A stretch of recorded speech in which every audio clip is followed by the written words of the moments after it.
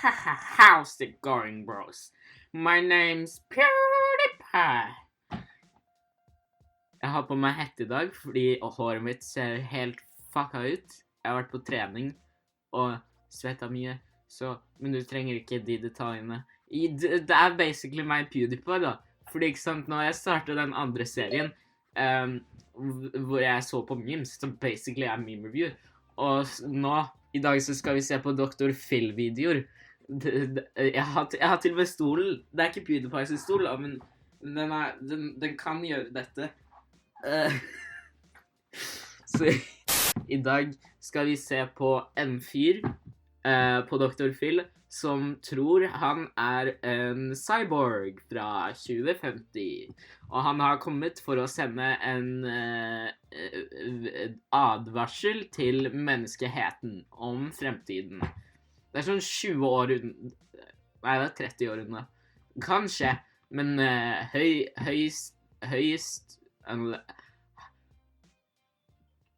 Lite sannsynlig. Ja, høyst Lite sannsynlig. Hva er unlikely på norsk? Er jeg dum? Lite sannsynlig. Jeg vet ikke hva unlikely er på norsk. Det er ganske Lite sannsynlig. Men ja. Roll the Dr. Phil man thing person. Bye. Who is it? It's your mom. Enter.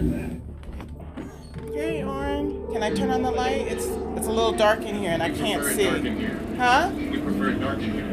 My son, Oren, thinks he's a cyborg from the year 2050. Mother, Just come down. you are Just come disturbing down. our operations. Listen, we are listen. receiving Just come programming. down. We are watching video. We are learning Learning what? Learning about the what? future. Oren has robotic movements and robotic speech. It's a glitch. Like, he's a computer. Your intensity will be matched as we try to save you and everyone that we know. He talks in a collective. Everything is... Altså, når du ser på han ser litt ut som en, altså han ser ikke ut som en sånn stereotypisk stålrobot eller hva faen, metallrobot, men liksom, hvis det hadde fantes roboter, så tror jeg, altså de kunne ha sett sånn ut, for han ser ganske robotaktig ut. A glitch, like he's a computer. Your intensity will be matched as we try to save Hva de grønne prikkene? you Hvorfor har han grønne and prikker? everyone that we know. Grønne He talks laserprikker? in a collective. Everything is we. He hasn't said I in over a year. We are alone in this. No one else was chosen to do what we are doing. We need to, save the planet from sudden doom. Cyborgs are Faen er det der? Det var creepy. Det er et filter. Heldigvis. part machine, part man, but I gave birth to Oren and he is flesh and blood. I also made lasagna downstairs and I wanted to know if you could, join us. We are not hungry. Thank you. Oren on the plane was astro traveling. Every time I turned around to check on him to make sure he was okay, he was zoned out. Astro traveling is where he travels to another. Det her må være tull, hæ? Det må være... Han kan...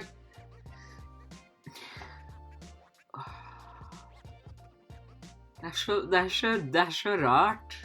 There is an apocalypse in the future. We have seen it in our dreams and in our visions. 2 years ago, he graduated from NYU Business School with a 3.9. Så han var ganske suksessfull egentlig. Han graduerte, jeg vet ikke hva det er på norsk. Fra business-skolen, og han kunne sikkert tjene masse penger og sånt. Og så velger han å late som han er en faen meg cyborg. Det er så... Hvorfor? With a 3.9 GPA. This isn't the young man that I saw walk across the stage when he graduated. He's changed. He wanted to come back home, and I told him, of course. We are still in that process of gaining full employment. That was a year ago, honey. That was a year ago. Things do not happen overnight. He was not looking for work. Oren is... Ok, så basically, det kan hende at han bare ikke fikk en jobb, og så var han sånn, mamma, kan jeg bo med deg? Jeg har ikke noe jobb. Og så for å slippe å prøve å få en jobb, så later han som han en robot. Is on his computer all day, and he very rarely comes down from his room. Welcome to our headquarters. I know that he's not a cyborg, but he believes he is. Se på det blikket.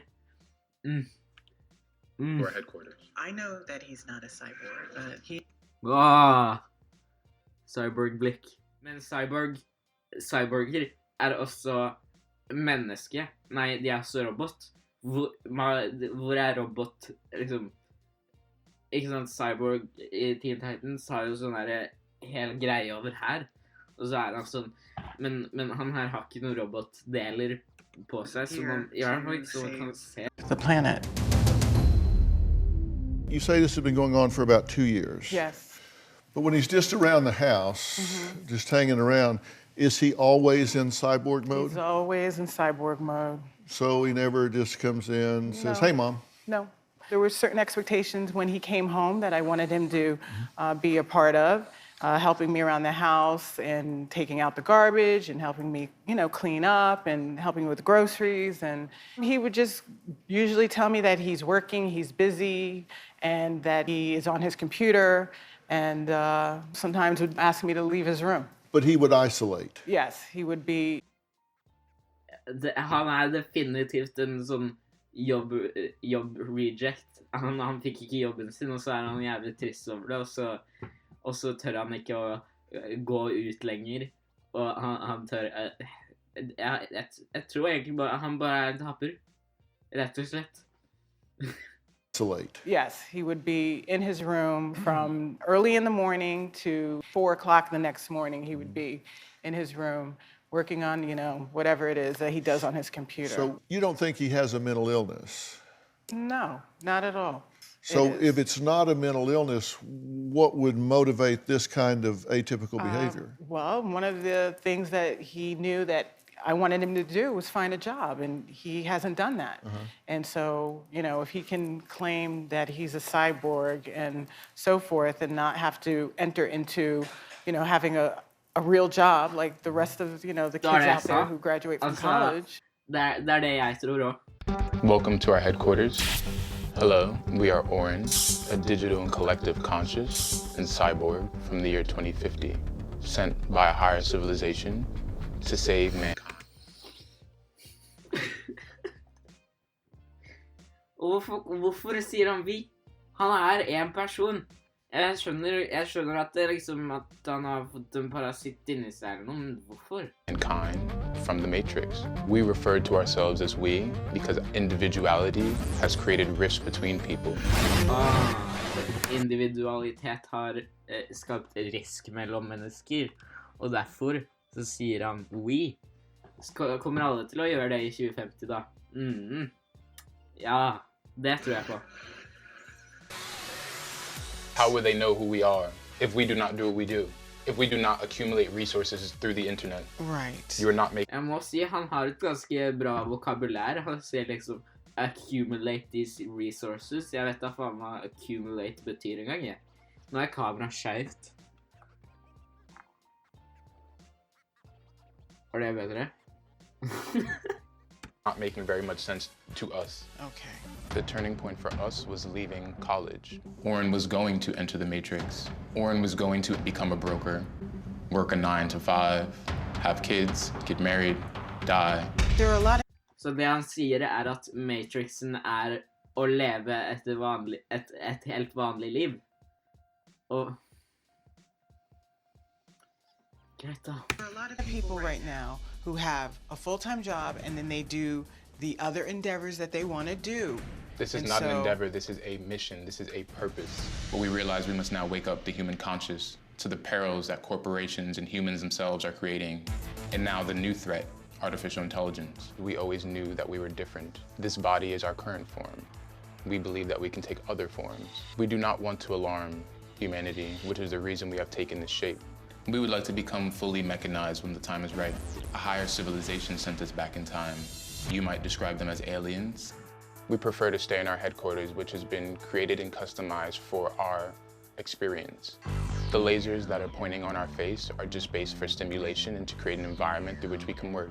We usually only have water. Jeg må også si, han ganske kreativ. Han har tenkt ut denne historien. Han har en bra historie. Det bare funker ikke fordi man vet at det ikke sant.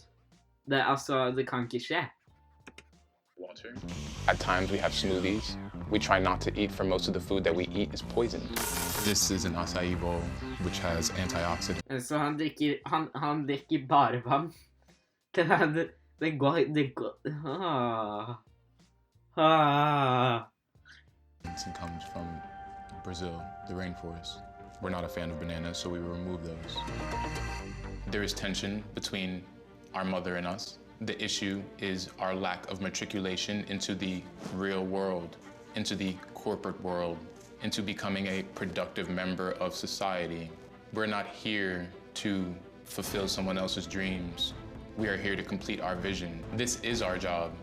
It is a 24/7 job to spread awareness, to take time out of our schedule to come here to LA and speak with Dr. Phil. We are busy. Så planen hans å snakke med Dr. Phil og sende ut en melding om at apokalypsen kommer. Men ingen kommer til å tro på deg. Du på Dr. Phil. Du vet, folk som kommer på Dr. Phil vanligvis ganske crazy, tullet I hodet. Hva det du tror du kommer til å oppnå ved å gå på Dr. Phil? So why did you take time out to come here? Because we wish to spread our message. And give me the principal tenets of your message. We are a collective conscious and a cyborg sent from the year 2050, sent from a higher civilization to warn people of the incoming apocalypse. How will it end? With environmental disaster, technological Dr. Phil bryr seg ikke engang. Han bare How does this end? Men antageligvis så tar han notater da. Singularity, disease, and famine. And will you fall victim to that demise at the same time, the collective you? Our body will, the real Oren body will, but the collective will stay alive. And the collective will exist in what plane? I mean, will the planet still be here? The planet will be destroyed. Okay. Will you be mechanized by then? We are already mechanized. But you're not mechanized now. We are. There is a brain implant. Så klart. Han har et brain implant. Ok. Så han en cyborg. Da skjønner jeg det. Ok. Which is how we speak to you right now. Oren is but a shell. Okay. You don't have a brain implant. So as you sit here now, you're mechanized. Correct. Okay, because I thought I understood you to say that you are becoming mechanized. Yes. We will become fully mechanized as in the commercial sense shown on our shirt. Okay, but we are already mechanized. But not fully? No. Okay, just partially mechanized. Correct. What part of you is mechanized? Our brain, our legs. Okay, your legs are mechanized? Inside, yes. We've had operations. Okay, so if we x-ray your legs, we would see mechanized legs, not bone and muscle. Correct. Would not be the same. It is a combination of flesh and steel. Right. We are not saying that we are invincible. We are saying that we have merged with technology, with machine, right, in order to stay alive.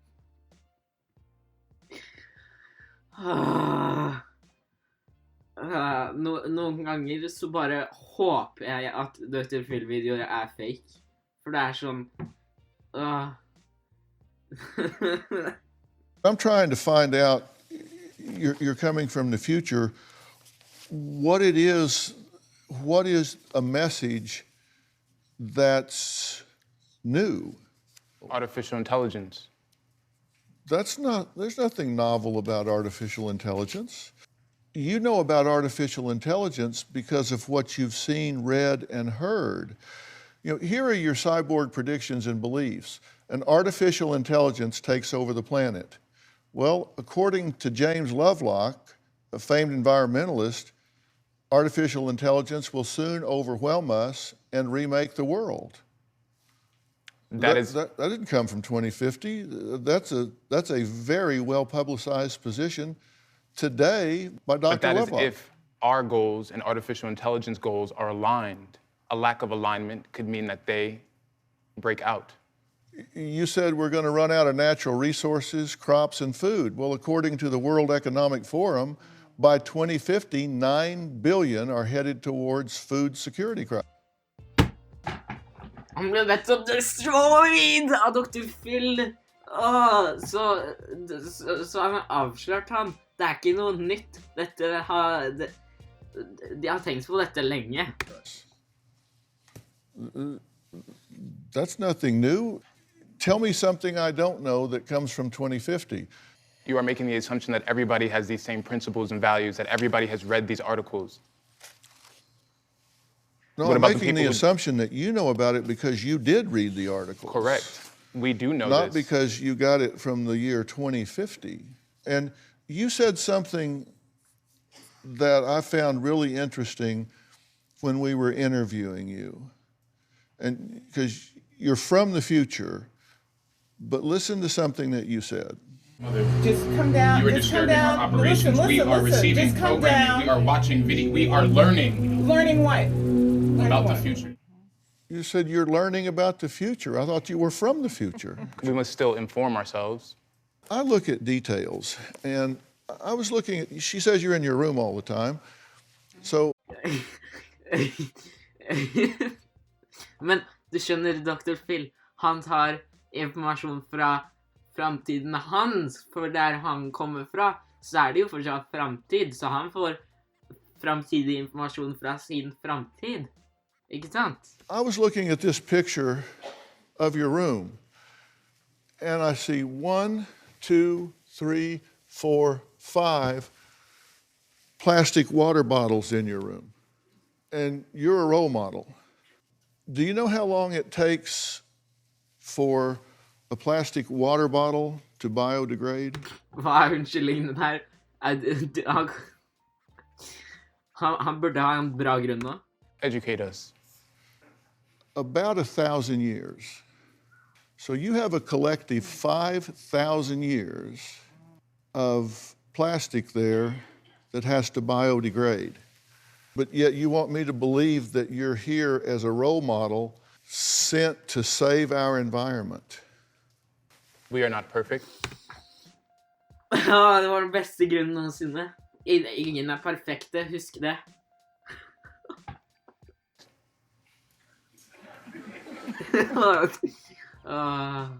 Publikum må... Oh my goodness. We also own a swell bottle. You also what? Own a swell bottle. What's that? It is a reusable and recyclable bottle that we can fill up that keeps the temperature cold or hot depending on what the temperature of the liquid is. Mm-hmm. Yeah. We call that a thermos. Oh my goodness. Here's the reason that this is of importance to me. If you really are passionate about the things that you're talking about, you could have a whole lot greater impact by approaching this in a way that would be taken more seriously than telling people that you're a cyborg, even if you are. And it would seem if higher beings had sent you back to accomplish a task, you would want to do it in the most efficient way possible. It just all seems illogical. If you're Han sier ikke noen gang. Han har ikke noe grunn. Han vet ikke hva han skal si nå. Han har blitt banka av Dr. Phil. Of course, we are listening.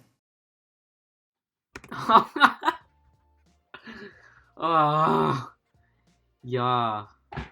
Og det var det. Jeg foreslår at Dr. Phil sender denne cyborgen til ranchen. Det er noe PewDiePie ville sagt, derfor sier jeg det. Men altså, for å oppsummere, han tror han er en fuckings robot.